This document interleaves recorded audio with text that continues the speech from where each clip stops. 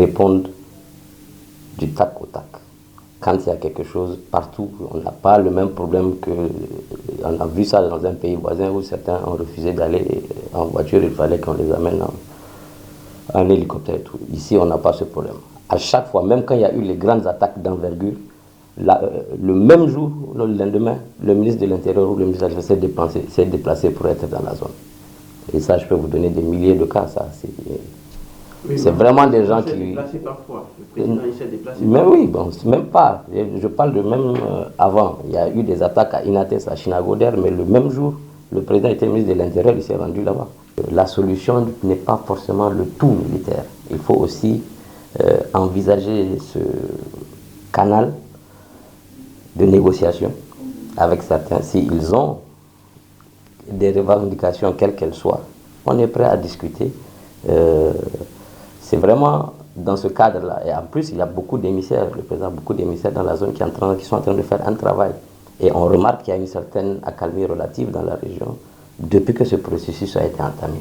Ça veut dire que je pense qu'on doit, pour vraiment la paix, on ne doit occulter aucune piste, aucun moyen qui puisse nous permettre de mettre un terme à ce fléau. Donc vous pensez que le Niger doit dialoguer pour mettre fin à ça? En partie, oui. Concernant les Nigériens, il n'y a pas... Si ce sont des Nigériens, on doit être en mesure de les écouter et de voir sur quel point on peut s'entendre.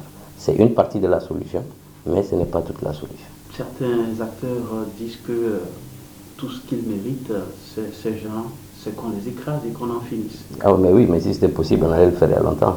Donc il faut aussi que les gens comprennent qu'il faut être pragmatique et réaliste. D'accord, on va terminer très rapidement. Monsieur Hamid, vous avez dit qu'il y a possibilité donc de négocier et que ça se fait, mais après avoir libéré ces chefs jusqu'ici, il n'y a pas de résultat. Je viens de vous dire qu'il y a une certaine accalmie dans la zone. Et cette démarche n'est pas étrangère à cela. D'accord. Il y a aussi un problème au Niger. Les armes circulent assez facilement. Oh, peut-être c'est facile, mais encore, au Niger peut-être moins que dans d'autres pays. Et ça, c'est la conséquence de la chute du président libyen Kadhafi, où il n'y a pas d'État en Libye, il n'y a rien. Et les armes circulent vraiment. Mais aujourd'hui, moi je ne pense pas qu'on ait déjà fait 1-2 semaines sans qu'il y ait des saisies d'armes ici par les forces de l'ordre. Donc elles circulent, mais relativement moins qu'au Mali ou au Burkina. Et je pense que c'est un fléau qui est très difficilement, auquel on peut mettre difficilement terme de façon systématique, tant que de l'autre côté en Libye, il n'y a pas d'État qui contrôle, parce que chacun... Et le Kadhafi, en partant, il a laissé un stock d'armement inépuisable pratiquement, et c'est la conséquence de tout ce qu'on vit maintenant. Deuxième et dernière question, M. Hamid. Il n'y a pas très longtemps, 2 cargaisons ont été saisies, remplies d'armes et de motos. Alors, ça n'a rien à voir avec la Libye. On sait que les terroristes opèrent à moto. Oui, mais les terroristes ont leur circuit. C'est un business. Hein.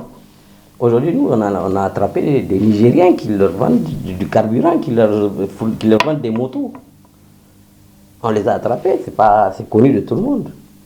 Et c'est pas des Nigériens aussi qui le font, juste par gain pécuniaire. Donc, que faites-vous pour couper le cordon? Mais c'est ce qu'on fait quand je vous dis qu'on les a attrapés, ça veut dire qu'on les cherche. C'est évident. Sinon, on n'allait pas les attraper.